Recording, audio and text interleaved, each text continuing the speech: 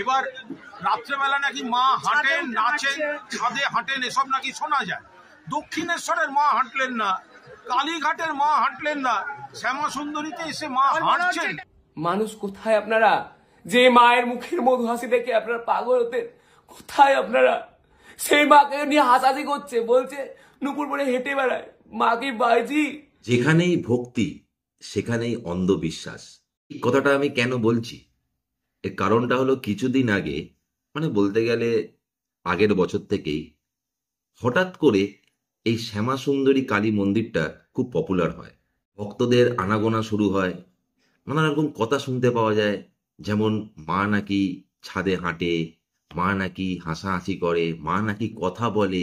ব্যাপারটাকে বিশ্বাস করাই যায়, কারণ ভক্তদেরকে যা বলবে ভক্তরা সেটা বিশ্বাস করেই নেয়। কারণ আমরা হিন্দুরা আমাদের হিন্দু দেবদেবীদের নিয়ে কোনো রকম ইয়ার্কি ঠাট্টা পছন্দ করি না।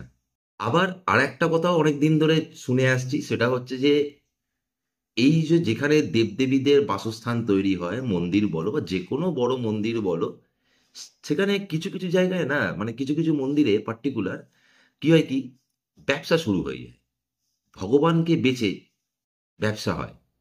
এই শ্যামা সুন্দরী মন্দিরটাকে নিয়েও কিন্তু একটা ব্যবসার র্যাকেট চালু হয়েছিল, যেটা ওখানকার পাড়ার লোকেরাই বলছিল যে সেখানে নাকি হঠাৎ করে কেউ যদি দর্শন করতে যায়, তার কাছে নাকি পুরোহিত আবদার করে বসে যে আপনার গয়নাটা খুব পছন্দ হয়েছে মায়ের, মাকে দান করে যান, এত টাকা মা চেয়েছে, মাকে দান করে যান।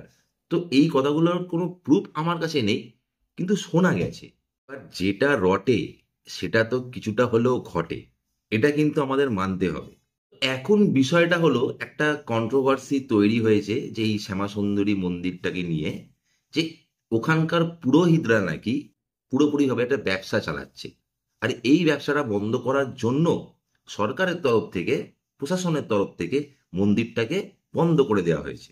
ওই বিতর্কের জন্য ব্যাপারটা কি হলো, মানুষ কিন্তু দুভাবে ডিভাইডেড হয়ে গেছে। কেউ বলছে মন্দিরটাকে বন্ধ করে দেওয়া হয়েছে, এটা ভুল হয়েছে, কেউ বলছে মন্দিরটাকে বন্ধ করে দেওয়া হয়েছে, এটা ঠিক হয়েছে।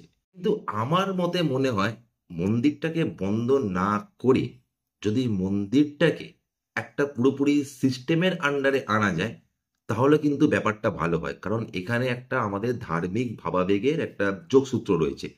তো আমার মনে হয় একটা ট্রাস্ট গঠন করা দরকার, নিয়ম কানুন করা দরকার, এবং এই যে ভণ্ডামি, যদি কোনো পুরোহিত সত্যিকারের ভণ্ডামি করে থাকে, সেইটাকে বন্ধ করা দরকার।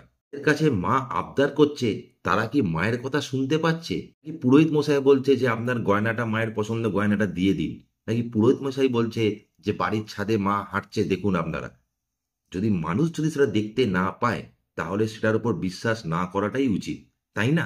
আমি এই কন্ট্রোভার্সিতে বেশি আর কথা বলবো না। আমি আশা করব প্রশাসন একটা ভালো দায়িত্ব নেবে, নিয়ে ব্যাপারটাকে পুরোপুরি সলভ করার চেষ্টা করবে। কারণ এখানে হিন্দু ধর্ম যোগ রয়েছে।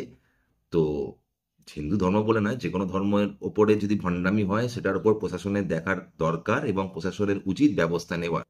তো দেখা যাক কি ব্যবস্থা হয়।